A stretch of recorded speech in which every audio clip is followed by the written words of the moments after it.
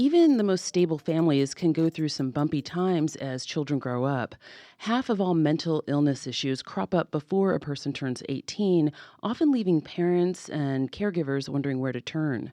In this latest episode of Mental Health Matters, our joint podcast with the National Alliance on Mental Illness Southern Oregon chapter, host Andra Hollenbeck from NAMI SO explores options for youth mental health as well as resources for caregivers in the Rogue Valley. Hello, everyone. Hope you are doing well today.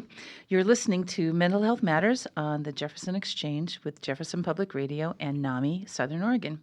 I'm Andra Hollenbeck with NAMI, the National Alliance on Mental Illness Southern Oregon.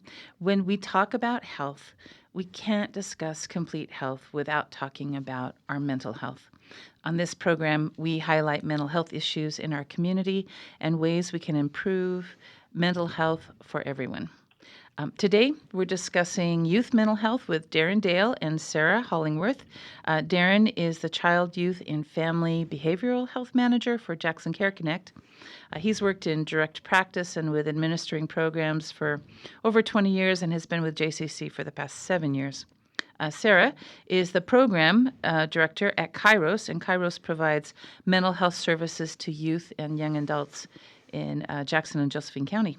Good morning, Darren and Sarah. Thank you. Yeah, thanks for joining us. Both of you have worked extensively with youth at various capacities over the years. What have you seen that are trends in mental health concerns and youth?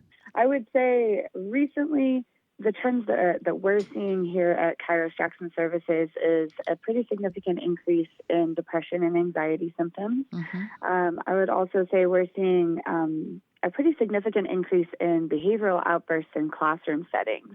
And that's sort of across the age range, all grades, all demographics. We're really hearing that from our partners in the schools. Do you think social media has played a part in the challenges that youth face with their mental health? I would say absolutely, yeah. The U.S. Surgeon General put out an advisory actually on social media and youth mental health last year that really highlighted some stark statistics around that, saying that about 95% of youth ages 13 to 17 are on social media for upwards of 3 hours a day. And they really noted significant impacts on mental health. I made some pretty clear recommendations for parents and caregivers to set some boundaries around that, which I know NAMI has been a great partner in trying to provide supports for our families in Southern Oregon. Right. Well, yeah, thanks for that. And because if you're spending that much time on social media, then it means you're not spending time on other things, and that might be not only the addition of social media that makes things challenging, but what it takes away from as well. So raising kids today is challenging and it's challenging for the kids and for the parents. And children and teens' emotional development is sometimes uneven. How can parents or caregivers determine if there's a serious mental health concern or if their youth is just kind of going through the normal ups and downs of growing up? You want to take that one too, Sarah? Sure, yeah. I would say things to kind of pay attention to would be, an increase in impulsive behavior, things that are outside of the norm as far as changes in habits, appearance, like eating or sleeping habits, excessive worrying, or just, sort of an increase in negative messaging. And this can be on social media. If family members, caregivers have access to a teen's social media page looking for an increase in negative messaging that might be there, feelings of loneliness, despair, those types of things.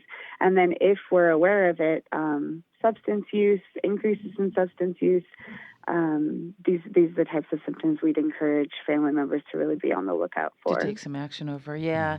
So when we see a change in a youth's demeanor, and it seems more than just the usual teen upheaval or angst, what level should we be concerned? Is there a certain threshold? Do you feel like it's just kind of an instinct, or I don't know? What do you think? I feel like what we would coach our families around is if it's causing distress or some kind of impact on functioning. And what we mean by that is if the teenager or the adolescent is clearly negatively impacted by what's happening, as far as, they're withdrawing from activities that they've previously enjoyed or groups that they've previously been very connected to, family members that they've shared really positive interactions with. But, that's the type of distress we're looking for. If their grades start to drop significantly, these are the types of things that we'd say, that's the time where we should be intervening. And then obviously if there's any type of self-harming behavior, suicidal ideation, or substance use that's occurring, we definitely encourage families to be reaching for outside support. Okay, yeah. So something that seems a drastic change. So once a parent or caregiver notices some troubling behaviors, or they've maybe noticed it and it hasn't gone away, it isn't just a little blip, it seems like it's carrying on, and it seems to raise to a level of concern. What are the first steps that you would encourage? You want to talk to that, Darren? I could answer this, and I'd also invite Sarah to Chime in. answer it as well. But I would think the first step that I would have a parent do is talk to their child about what they're experiencing would be the first thing that I would recommend that they do. And obviously that's going to be different with each individual and the comfort level and based on the family dynamic. But I think the first thing is just talking to your child about it, not being afraid to ask the questions. Oh, good. So that's something I'd recommend straight off the bat. And then that would, based on the answers to those questions, that would kind of lead you down what next steps to follow. What the direction would be. And you can kind of tell how, if they might express then some concerns themselves. So Sarah, what do you think would be something that the parents could do once a kid says, yeah, I'm really thinking of hurting myself? Yeah, absolutely. I would agree with Darren. Having that conversation, I would for sure try to wrap some natural supports around that child. And what I mean by that is, connecting with their teachers, with coaches, pastors or other folks in that community who know and have a positive relationship with the youth, to try to provide additional supports, that meaningful connection in a more organic and natural way. And if that is sort of not landing, or the family is still concerned, or obviously if there are things like, suicidal ideation, self-harm, or substance use behaviors happening, then I would absolutely encourage that family to reach out to, more professional support. So places like Kairos, Options, other organizations in town, as well as utilizing peer support services. So places like the Medford Drop, peer supports through one of these types of organizations. Rogue Valley Mentoring is another wonderful resource in our community that families can access to provide more professional but still peer-delivered services. This is Mental Health Matters on Jefferson Public Radio. I'm your host, Andra Hollenbeck with NAMI Southern Oregon. Right, and if a youth themselves kind of feels like they want help, where would a youth go? I mean, I know oftentimes parents are the drivers, but where would if a youth wanted to reach out and say, I feel like I need some extra support, do you have something for that? Yeah, I think there are several places I think that a youth could reach out for support. I mean, naturally, we're talking about Sarah's on the call, and Kairos Jackson Services is naturally one of those places they could go ask for help. But oftentimes that might be a difficult step for, I think, a youth, a first step to go to a clinic first thing. So I think there's other services and supports in our community that the first step that they could take.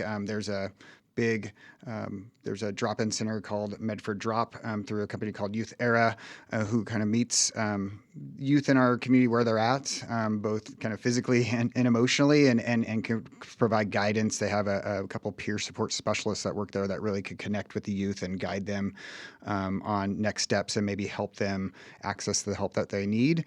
I think another great place for youth to ask for help is at school. Now more than ever, there are more supports within the schools in Jackson County. So I think, we know that kids are in the schools, and I wish I could say that every school had coverage, but most do. And I think that's a great place to also start. What we're doing is trying to, basically educate that school workforce, as well as, the parents and those kind of things in the communities to feel comfortable with these conversations, because they're going to, these youth are showing up no matter what, and they're going to be there. So we all need to be prepared. It's a really a community approach. So we all need to be prepared to kind of to as adults to kind of have these conversations, because you never know when they're going to pop up. But as far as those two, I would say, something like a drop-in center like the Medford Drop or at School school. services. Yeah, that's a great idea. So I want you to tell us a little bit about the Jackson Youth System of Care, and what that is and what it's intended to address. The Jackson Youth System of Care is a collaboration of services and supports that collectively helps coordinate care for youth in a way that people navigate complex systems. I mean, it's pretty much that.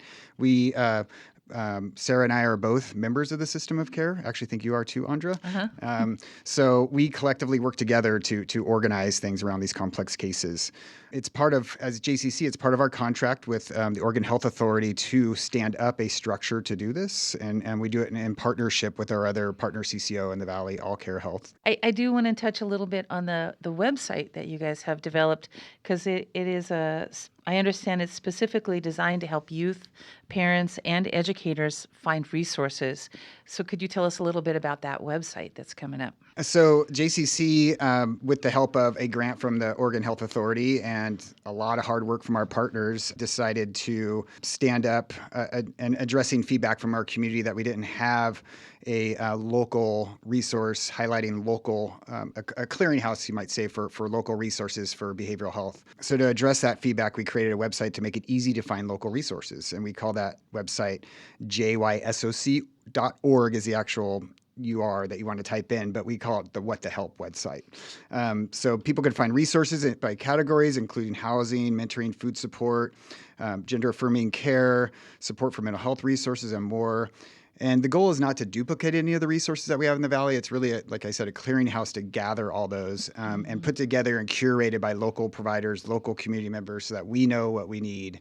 And we put that in there in a nice package. And the really nice thing about it is we have it divided by user. So a youth could access on the youth tab, and the drop-down will come up with a bunch of youth services relevant to them. Then we have a family tab.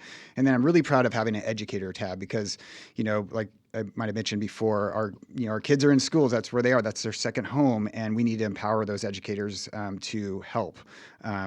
So we're really proud of that piece. Yeah, it seems like it'll be a really wonderful resource, and it'll take that net of community partners and kind of put it in a place where people can navigate through it. Yeah, that's awesome. So in the midst of caring for our kids, what are some things parents should do to make sure that they're doing some self-care? Sarah, do you want to address that one? You probably have to help families with their own self-care as well, yeah? Absolutely. Yeah, I think that's a really important thing to highlight, that families be getting space and time to take care of their own needs, in addition to obviously supporting the youth and the children in their families. So we always recommend respite's a great option. So Kairos and Family Solutions have respite options that we use to serve youth and families in our area. And what that means is basically just giving the youth a safe and stable therapeutic space to go and spend some time. We like to say that this is similar to, going to a natural supports home, like an aunt or a grandparent. Mm-hmm. They get a safe space to go for a weekend or a night or, a few days, whatever works out for that family. And that gives the caregivers a chance, to go on a date night or to get their laundry done, to make an appointment for themselves, Mm-hmm. take a bubble bath, go for a walk, whatever makes the most sense for them, that everyone gets their needs met, parents can get a breather. And that is a really vital part of the system of care that we're talking about, right? To both provide an opportunity for everyone to be taking the space and time to practice their own skills, their own self-care, both separately and apart, so that they can come together in a really meaningful way. Yeah, super. That's great. Thank you. Well, this is Mental Health Matters, and we have been speaking about youth mental health with Darren Dale and Sarah Hollingworth. I'm Andra Hollenbeck with NAMI Southern Oregon and the Jefferson Exchange. Please find more information about NAMI Southern Oregon at our website, namisouthern.org, or email at info@namisouthern.org.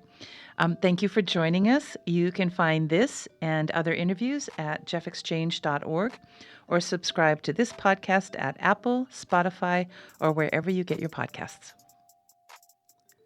That was Darren Dale from Jackson Care Connect, one of the Oregon Health Plan providers in the Valley, and Sarah Hollingworth from Caros, which provides youth services in several Oregon communities.